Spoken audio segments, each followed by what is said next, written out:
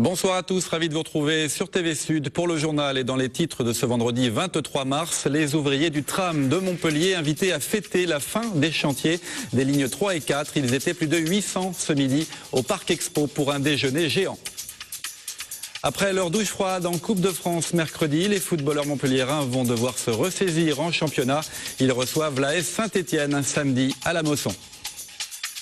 Enfin, la 24e Romeria de Moggio dévoilée aujourd'hui en présence des deux toreros français, Juan Bautista et Thomas Dufaux au programme. Corrida bien sûr, mais aussi une grande fête espagnole du 1er au 3 juin.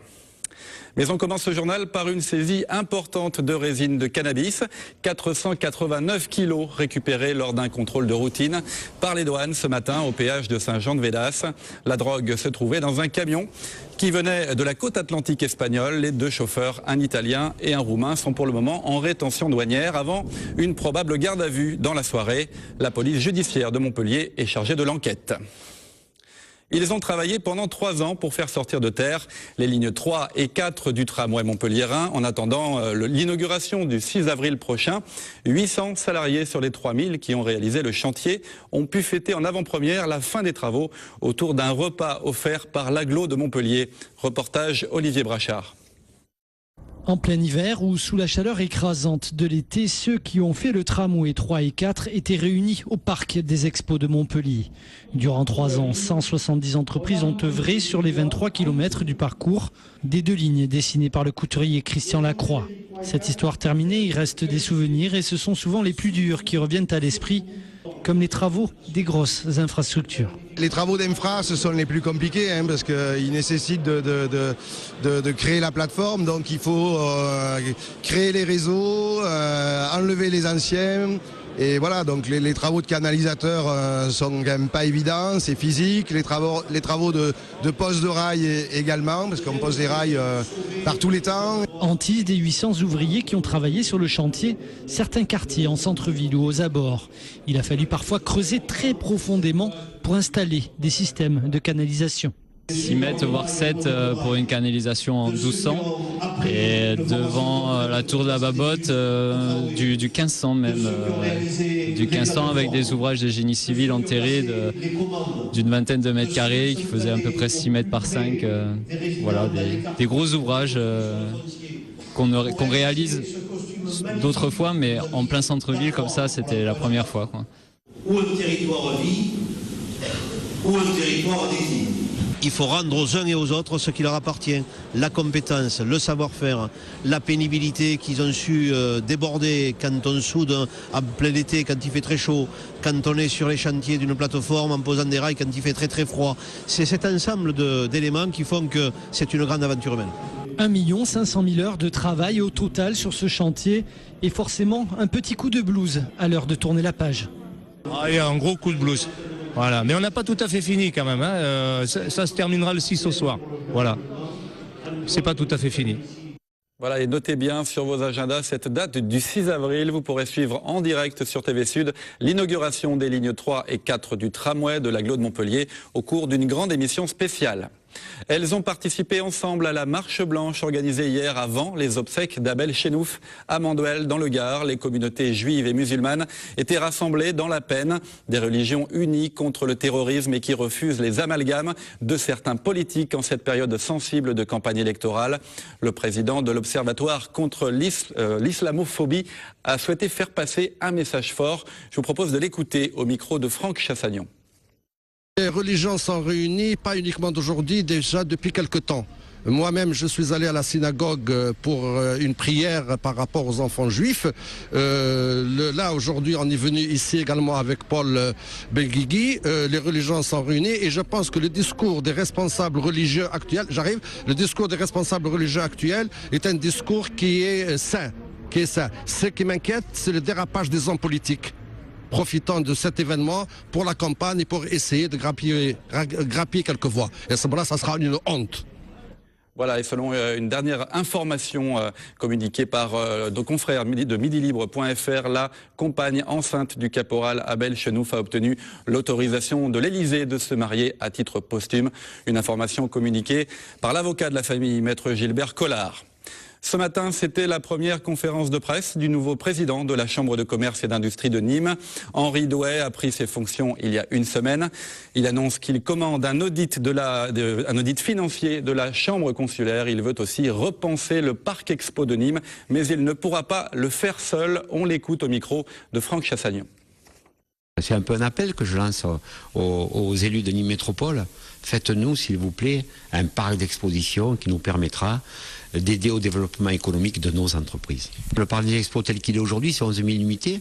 Imaginons qu'on ait un parc des expos à une taille beaucoup plus qui corresponde un peu plus à notre territoire. On pourrait arriver à 20 000, 25 000, 30 000 unités. Ce serait extraordinaire pour nos chefs d'entreprise. 5 minutes pour trouver un job d'été, un job dating saisonnier organisé par la ville de Nîmes. Ça va se passer à l'Horloge au service jeunesse le mercredi 4 avril de 10 à 17h. On écoute le conseiller municipal délégué à la jeunesse au micro de Nicolas Pinchino. Les entreprises seront présentes le temps de la journée pour recruter un certain nombre de jeunes pour l'été. Ça va tourner autour de la restauration, du tourisme, de l'aide à la personne, bien sûr l'agriculture qui est le premier secteur qui embauche, les services, l'animation, et puis à côté de ça on aura des ateliers CV, des ateliers pour rédiger les de motivation, les curriculum vitae, et puis aussi la préparation d'entretien, parce que ça on l'apprend pas forcément, mais autour de ces entretiens ça va être vraiment l'objectif, c'est de les former pour se présenter à des entreprises. Alors que la campagne présidentielle est relancée, le collectif Assez le Feu, créateur du ministère de la crise des banlieues, entend bien faire valoir ses propositions auprès des candidats.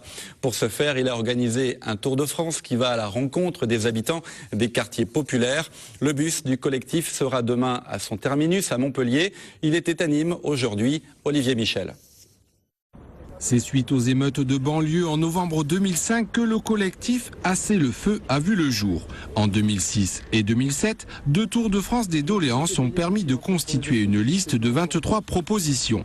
Elles sont aujourd'hui présentées et signées par la population avant d'être remises aux candidats, objectif qu'ils en intègrent au sein de leur programme. Sur la loi SRU qui oblige normalement les maires à avoir 20% de logements sociaux au sein de leur ville. Donc nous on demande l'inéligibilité pour les maires qui ne respectent pas. À l'heure actuelle, ils payent uniquement des amendes. Nous, on estime que c'est pas assez. Que quand les citoyens lambda ne respectent pas la loi, on ne leur demande pas de signer un chèque. Donc là, on demande l'inéligibilité pour le maire, la réquisition des terrains par l'État et la construction obligatoire. En partenariat avec les associations locales, ce Tour de France qui compte 20 villes-étapes permet de faire remonter les attentes des habitants, généralement sollicités au moment des élections. On a vu ces derniers temps 2 visites importantes. Le ministre de la Ville qui est descendu sur le quartier Val-de-Gour et Pisevin pour dire qu'on va travailler concrètement sur les quartiers. On ne la fait pas à l'envers. On ne leurre pas. Pour ces prochaines élections, on aimerait être acteur. Donc on aimerait qu'il y ait un peu de changement, qu'on nous écoute un peu plus, qu'on fasse plus attention à nous, parce qu'on est des citoyens comme tout Français. Si le collectif compte bien sur ses 23 propositions pour s'inviter dans la campagne électorale, il promeut également la citoyenneté et rappelle que la meilleure façon de faire entendre sa voix est de se rendre aux urnes. Voilà, et le collectif Assez le Feu conclura donc son Tour de France ce samedi matin. Rendez-vous dans le quartier de la Paillade à Montpellier. Et puis campagne présidentielle toujours. Plusieurs candidats sont annoncés pour le 29 mars prochain à Montpellier. Ils viendront s'exprimer devant le monde agricole à l'occasion du congrès national de la FNSEA. Nicolas Sarkozy a déjà indiqué qu'il serait présent. François Hollande, lui, vient de le confirmer. Le candidat socialiste ne devrait faire qu'une visite éclair dans l'Hérault. Aucun meeting n'est pour le moment programmé. Sport, les footballeurs montpelliérains traversent une période difficile. 2 défaites en 2 rencontres avec une élimination cette semaine en Coupe de France. Pour rester dans la course au titre en Ligue 1, le MHSC doit gagner à domicile face à Saint-Etienne ce samedi à la Mosson. Explication Jean Brun. Presque prémonitoire, René Girard avait décrété l'entraînement à huis clos aujourd'hui. Il est vrai qu'hier, les journalistes présents à Gramont au retour de la défaite corse en Coupe de France en ont pris pour leur grade. Je vais vous dire quelque chose, mettez-vous-le bien dans la tête. Si on finissait 8e, on était les plus heureux du monde. Alors cassez-nous plus les couilles avec la 2e place, la 3e, l'Europe, la Ligue des Champions et tout. Ça, c'est vous qui l'avez inventé, ça. Nous, on l'a jamais inventé, nous. On est content de finir 8e. Point barre. Alors si on est champion de France, vous nous ferez des pipes, d'accord. Mais là, laissez-nous tranquilles. En quelques mots, dont il a le secret, l'habile Louis Nicolin a transféré la charge des défaites récentes de ses joueurs sur les épaules des journalistes qui n'en demandaient pas tant. Mais cela n'enlève rien à la déception de l'emblématique président. Voilà, il nous l'a fait savoir, le coach nous l'a fait savoir. Donc voilà, c'est fini et voilà, on est disqualifié. Mais bon, il y a encore 10 journées pour pas bafouer le travail d'une saison entière. Car depuis le match nul obtenu à Paris, le MHSC peine à retrouver les qualités qui en ont fait un véritable prétendant au titre. Éliminé de la Coupe de France, le groupe de René Girard peut donc se concentrer maintenant sur un objectif, le championnat, avec la venue de Saint-Etienne ce week-end. Après l'échec à Nancy, la victoire face aux Stéphanois devient indispensable, enfin sans vouloir vous mettre la pression. Hein. Il y a beaucoup de journalistes, de monde qui nous voient déjà en Ligue des Champions. Et voilà, pour un club comme Montpellier, c'est pas un peu dur, je dirais que c'est un peu dur à assumer. Parce que c'est Montpellier. Mais bon, on est là et on a 10 matchs à faire encore. Et Saint-Etienne et Marseille qui sont très... ça va être, je pense, décisif pour la course finale. Une course qui pourrait mener Montpellier au plus haut des sommets. Au final, c'est peut-être Louis Nicolin, le plus inquiet de l'ascension annoncée. Donc Montpellier-Saint-Etienne, vous l'avez bien compris, coup d'envoi samedi 19h à la Mosson. Handball, ils ont arraché la victoire au match aller à domicile. Les hommes de Patrice Canaillé n'ont que 2 petits buts d'avance. Ils sont donc condamnés à l'exploit ce dimanche à Barcelone. Écoutez. J'aime pas trop le mot exploit parce que ça voudrait dire que c'est quelque chose au-dessus quasiment de nos forces. Je dirais il faudra un très très bon Montpellier. Après, c'est sûr que ça peut être un exploit d'éliminer le champion d'Europe, mais il va falloir surtout qu'il y ait une très très bonne équipe de Montpellier, parce que on sait très bien qu'on n'élimine pas ce genre d'équipe, on ne bat pas ce genre d'équipe sans réaliser un très très bon match.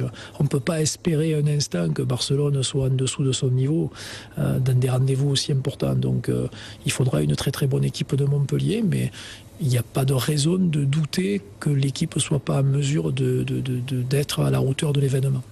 Tout autre chose, notre région est largement concernée par la migration des oiseaux, un phénomène que vous allez pouvoir observer ce week-end à Marguerite.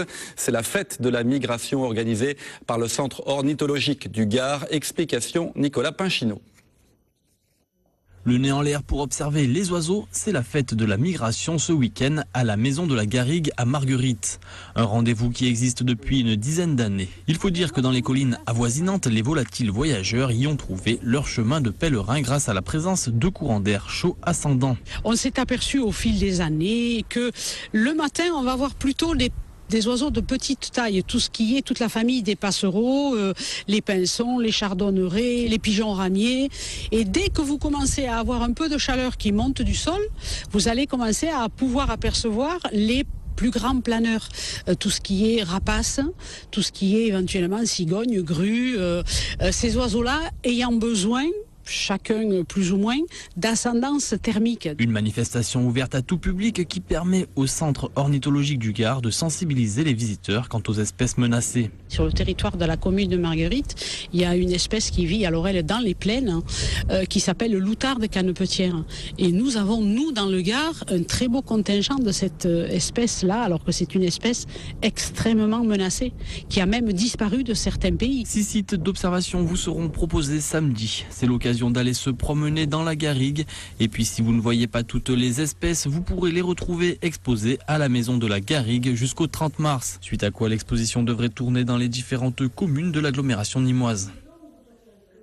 La 24e Romeria de Moggio se déroulera du 1er au 3 juin prochain. Son programme a été officiellement dévoilé aujourd'hui en présence des 2 jeunes toreros qui seront mis à l'honneur, Juan Bautista et Thomas Dufaux, qui se frotteront à des taureaux arlésiens. Au programme donc corrida bien sûr, mais aussi sévillane et bodega pour une grande fête espagnole évidemment. On écoute Juan Bautista ainsi que le programmateur de cette Romeria de Moggio 2012. J'avais envie de revenir à Moggio. Il y a 5 ou 6 ans, j'avais déjà participé à la feria ici, mais donc depuis, j'étais pas revenu. C'est une région que j'aime beaucoup parce que j'ai passé une partie de mon enfance ici et donc je suis content de revenir. Une belle journée, réussie, je l'espère, si le temps est avec nous. Je pense que les 2 maîtres que nous avons, Thomas Dufaux et Juan Bautista, seront à la hauteur de l'élevage Petit Grogier, la Dos Hermanas. Voilà, et culture toujours avec une information dévoilée ce midi par le président du Conseil général de l'Hérault pendant la conférence de presse de présentation du Printemps des comédiens. André Vézinet a annoncé qu'une nouvelle salle de spectacle de 600 places sera créée au Domaine d'Eau d'ici 2 ans. Un appel à projet vient d'être lancé auprès de 5 cabinets d'architectes. Un dernier mot pour vous rappeler que nous passons à l'heure d'été ce week-end dans la nuit de samedi à dimanche. Vous devrez avancer vos montres d'1 heure à 2 heures donc du matin. Il sera 3 heures, on dort 1 heure en moins. Vous l'avez compris. C'est la fin de cette édition. Vous pouvez retrouver ce journal et nos émissions sur notre site internet tvsud.fr. Prochain rendez-vous avec l'actu lundi 12h30 avec Marlène Mec. Passez un excellent week-end sur TV Sud.